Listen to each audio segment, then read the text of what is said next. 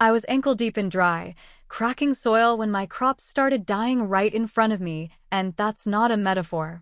I mean actual rows of wilted squash and bone-dry tomato plants gasping under the blistering sun.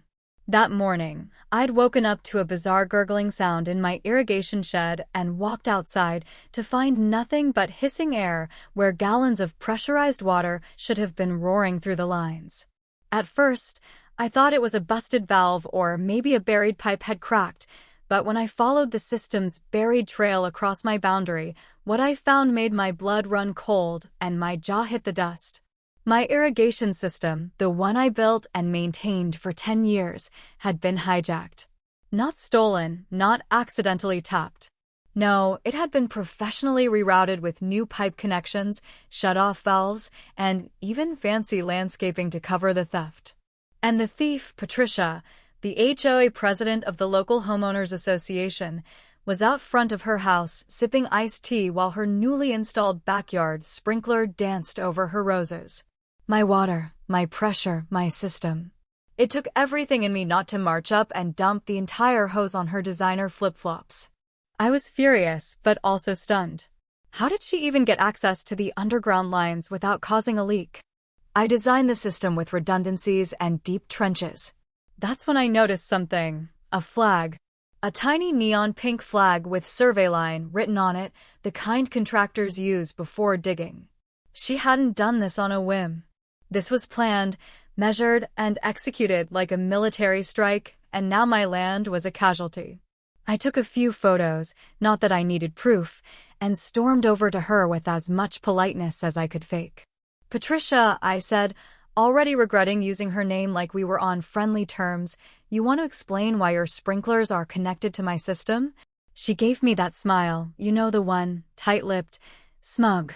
The kind of smile that says she thinks she's won before the war's even begun. "Oh, I was wondering when you'd come by," she said with theatrical innocence. "The HOA decided to green up the common areas and, well, your irrigation lines were running through easement zones. We simply utilized them for the greater good." "For the greater good," I echoed, blinking. "You rerouted my system? That's theft." "Oh, don't be dramatic," she said, waving her hand like she was dismissing a bad Yelp review. "It's not theft. It's community sharing. Besides, I filed a permit." A permit. She really thought filing paperwork retroactively justified this. I called the city the moment I got back inside, only to find out the permit was for temporary landscape water sourcing for communal beautification. That's code for steal your water and pretend it's temporary until we make it permanent. And the worst part? The inspector who signed off on it? Turns out he's her cousin. I wasn't just mad, I felt violated. This land was my retirement plan. The crops were my livelihood, and the water system? It was a labor of love.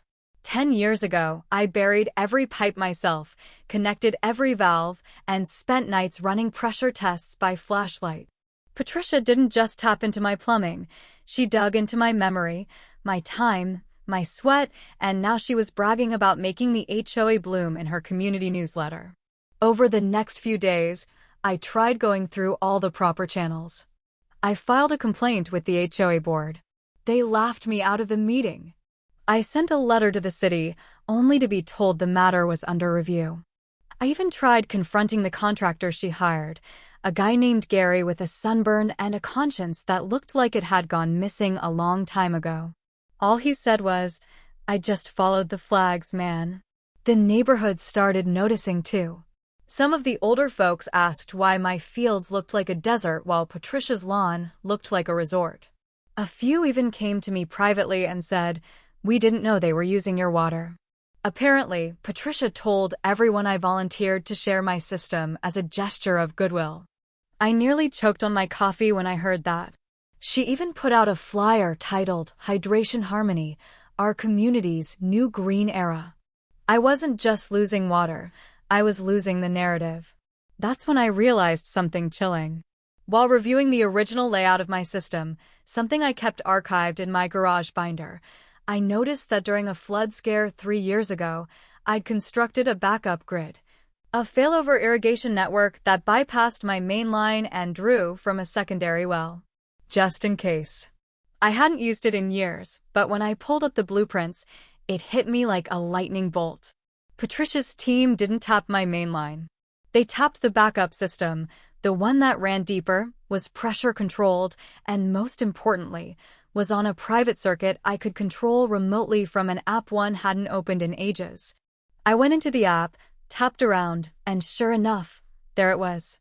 The HOA was siphoning water from the secondary system, a system I could throttle, redirect, or completely shut off without leaving my house. I stared at my phone for a long time. I could enter Little Oasis with a single swipe, but that would be too easy. No, I had something better in mind. Patricia wanted to play water games? She had no idea who she just tapped into. The morning after discovering I still had control over the water supply, I sat on my porch with a cup of black coffee, staring out over the sun-scorched patch of dirt that used to be a vibrant living garden. My mind wasn't on the crops anymore. It was on strategy. I wasn't going to yank the hose from Patricia and spark an open war. No, this was chess now, and she had just taken a pawn thinking it was my king. But I still had the board, the timer, and every move from here on out would make her wish she'd never laid eyes on a PVC pipe. The first step was quiet observation. I had the app open constantly, watching the flow rate.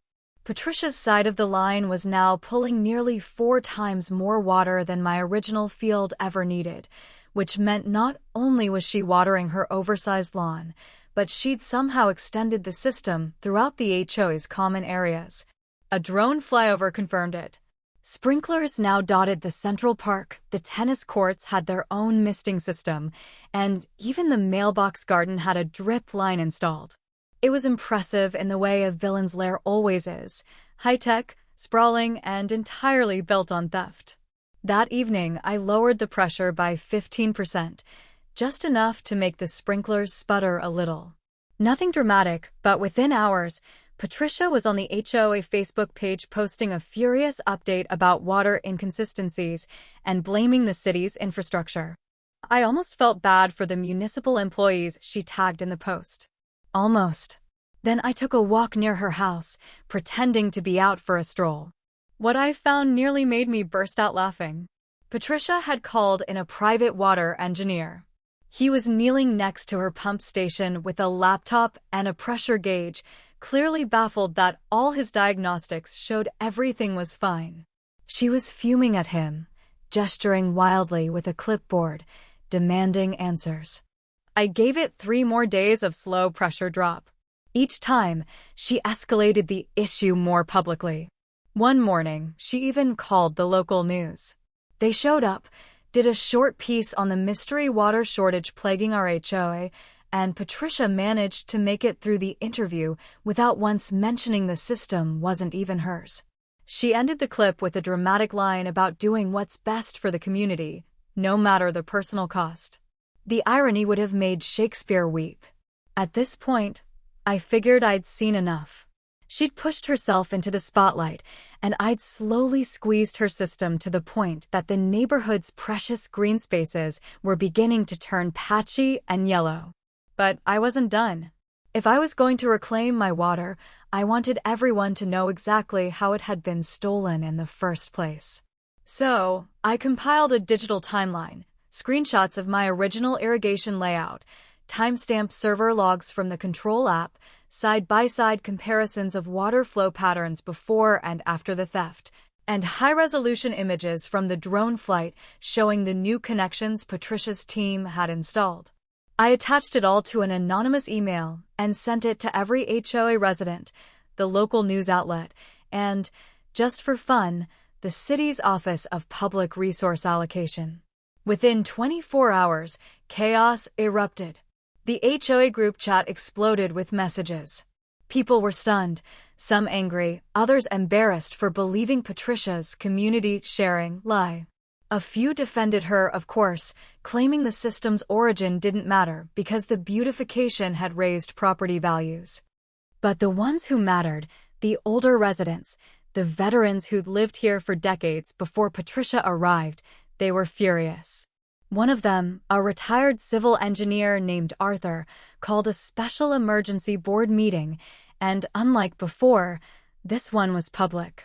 Patricia tried to hold her ground during the meeting, swanning in with her usual power strut and polished HOA binder, but she looked less in control than usual. Her tan looked faded, her voice cracked when she spoke, and when Arthur laid out my full evidence packet page by page on a projector screen, the silence was so thick you could hear the ceiling fan tick.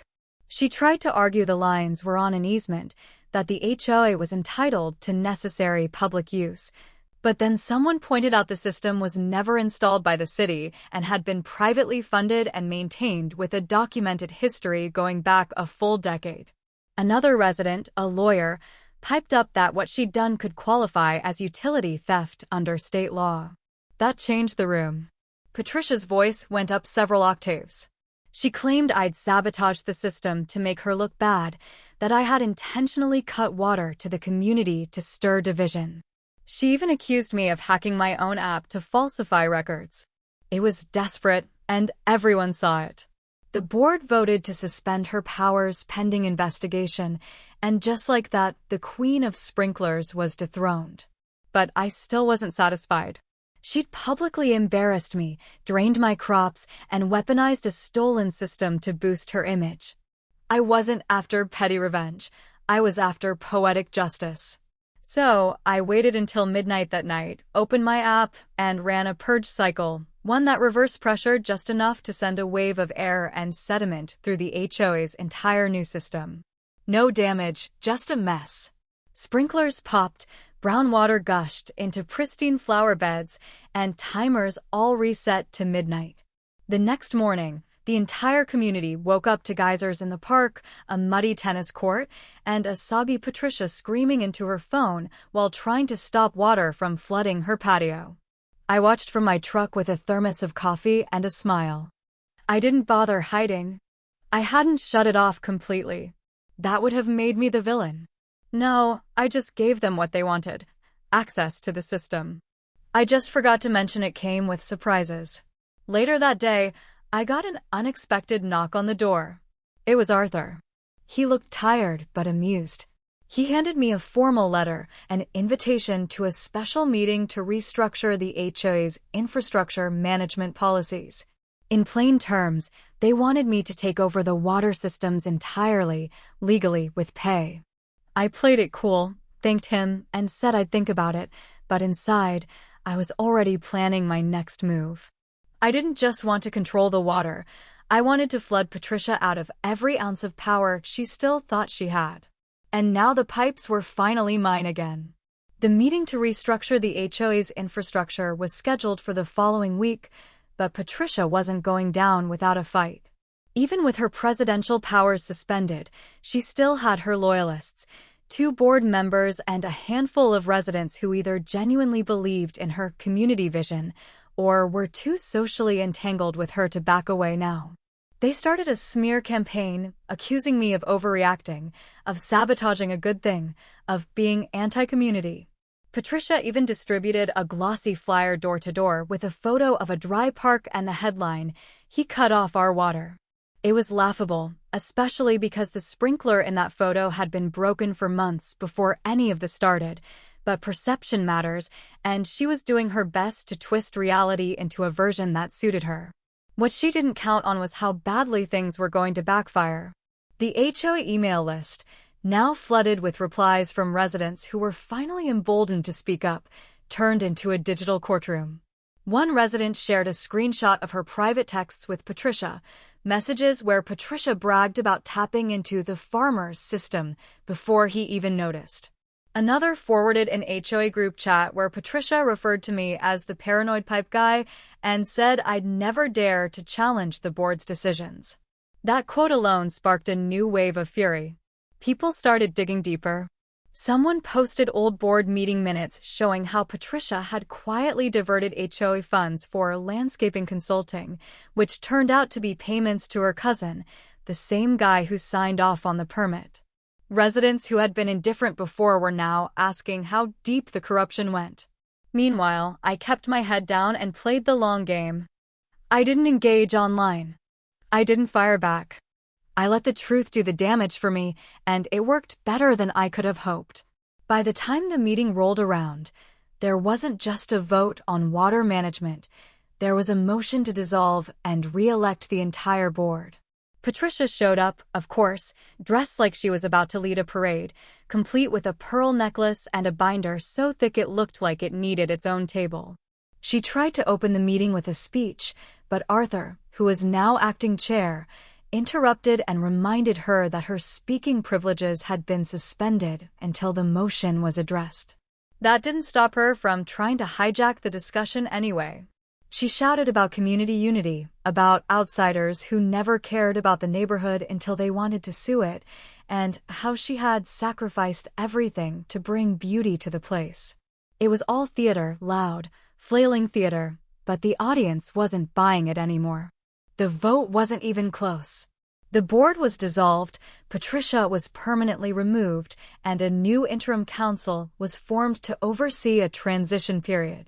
Arthur was officially appointed infrastructure chair, and after a brief deliberation, they asked me to oversee the irrigation systems, not just my own, but a complete redesign of the HOA's water use.